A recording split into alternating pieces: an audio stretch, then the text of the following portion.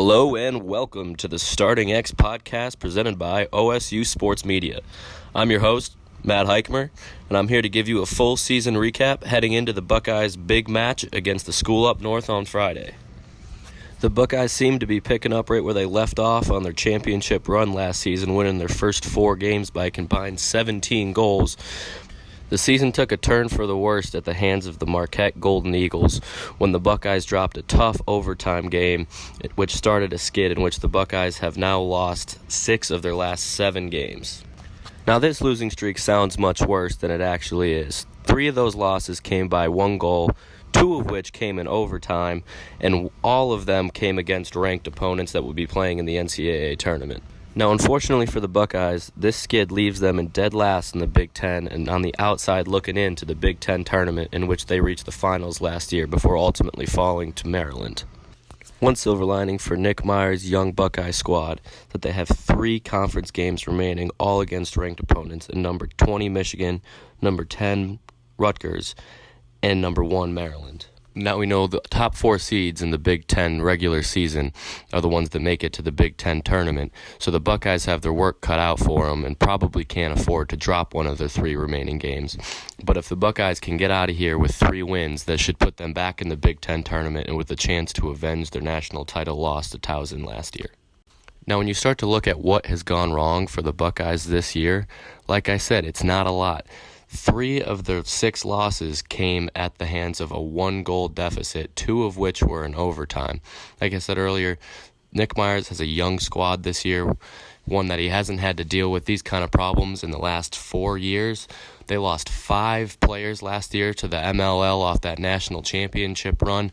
So a lot of it comes down to, at the end of the game, who has more experience and who has the confidence to go net that final goal.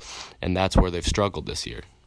To kind of highlight this youth movement from the Buckeyes, 8 of Ohio State's 10 goals scored from last week came from either freshmen or sophomore, and on 3 occasions, 2 pairs of freshmen have connected to put points on the board for the Scarlet and Gray.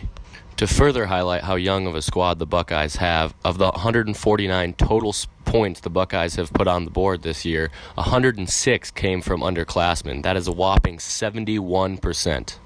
So clearly these young Buckeyes have talent, led by none other than sophomore All-American Trey LeClaire, who is on pace to become the 2nd fastest Buckeye ever to reach the 100-point mark. Despite this recent skid, the Buckeyes have to feel confident going into the Michigan game here at home. Under head coach Nick Myers, the Buckeyes are 6-0 all-time against Michigan and have scored double-digit goals in each of their matchups. This 10-goal statistic is big for the Buckeyes, as in all their losses this year is when they have failed to score at least 10 goals, and they are undefeated in games in which they have netted double-digit goals. All starting Buckeye attackmen are on pace to have career point seasons, led by sophomore Trey LeClaire, who leads the offense in every major statistical category. As important as it for the Buckeyes offense to get double digits up on the board, it's equally as important for the defense to keep double digits off the board, in which the Buckeyes' 6 losses, 5 of them have come in games in which they have given up double digits. With all this being said, the Buckeyes have a huge opportunity to turn their season around this Friday against a team in Michigan who has never beat them in the history of their lacrosse program.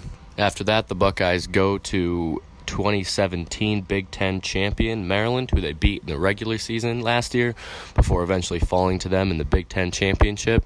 And then they welcome Rutgers here in Columbus, Ohio, where they look to avenge an 11-10 overtime loss from the 2017 season.